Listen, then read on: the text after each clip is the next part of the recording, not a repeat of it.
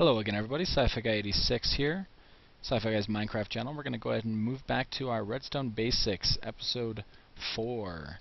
Now, I've already introduced to you pretty much all the basic Redstone components. I'm not going to get into hoppers and droppers right now. We're going to get into those later in a hoppers tutorial.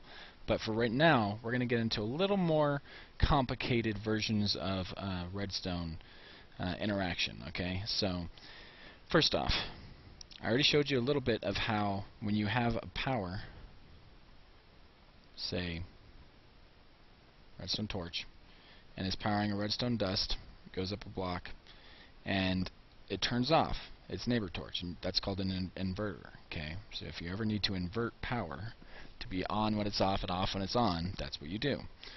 You can use this concept to go up or down with power, adding ticks per torch. I talked a little bit about this in an earlier episode as well, but I want to talk a little further about this. Okay, so you have torches going all the way up this. Okay, very useful. You can choose, if you want your power up here, whatever you're powering up here, to be off, you can connect it to the off torch, or you can connect it to the on torch, and it really helps you to have multiple circuits. You can have two separate circuits here running simultaneously with something like this. Now that's what's great for this power. If I were to connect a button to this, actually let's go ahead and connect a lever. If I were to connect a lever to this and flick the switch,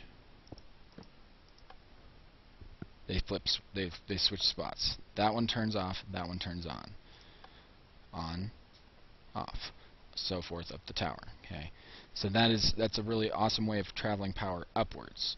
Now, what's bad about this, if I were to break this, here, let me go ahead and break this. If I were to break that and then go up here and place a lever, it doesn't do it. It doesn't turn it on. Even if I try to do it on the on torch, turns that torch off, but it does not turn that torch back on.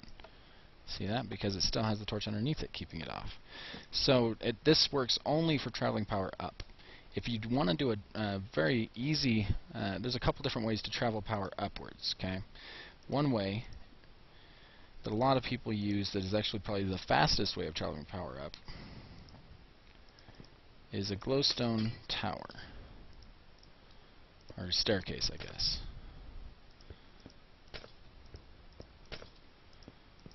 And it works very efficiently, it's very quick, it's much faster even than the torch tower, because every torch counts as a tick.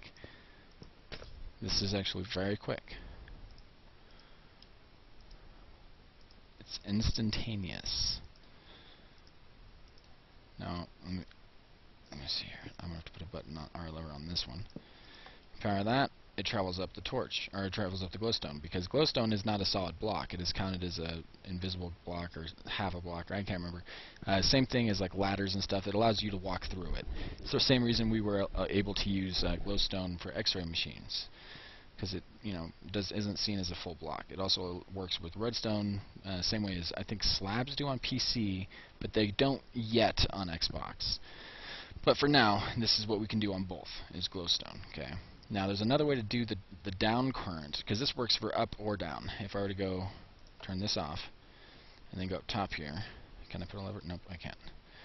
But if I were to go on top here, put a block there, put a power there, and turn this power on, it does not go down.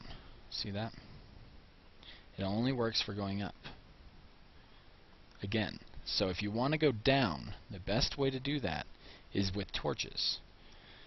Okay, so what you want to do, you have a torch, say right here. You put power like that, put a block like that. Okay, it's kind of skip a block and go above the torch. Just enough for this to power that redstone dust, which would then turn that off. Okay, and so every time you go up, it acts like a downwards vertical alternate inverter. Jeez, I can't talk. So right here, like that, and then a torch right there. Inverts the power. As you can see, it's working quite well. All you have to do to change the power, just like that. See how that works going down, whereas those other two don't. This also does not work up, similar to the other ones. Actually, does it? Does it work up? No, it does not work up. Just like those ones don't work down, this one does not work up. So if you're trying to go upwards, these are your choices, the best choices at least. You also have, you can do spirals. If you don't want to use those kind of blocks, you can do spirals. Pretty much all that entails is something like that, and you just continue going up, and you could just put dust along the entire thing.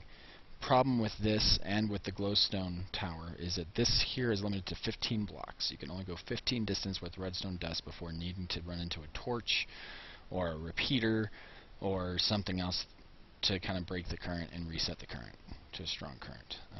This the same way. So these are not efficient. They're also much larger. This is the best for sending power up in my opinion, but it's not as fast as this. So some people like this. This is the only way I've found to very compactly send power down. But obviously this works both up and down. So yes, it's the biggest of all of them, but it works both up and down, and it's also fast. So this right here might be the best version if space is not a concern. But yeah, so that is how you travel power up or down in your redstone contraptions. Alright. I hope you enjoyed this episode of my Redstone Basics, episode 4. Just like I said, learning how power travels. Hope you enjoyed, and please like, share, and subscribe, and I'll see you in episode 5.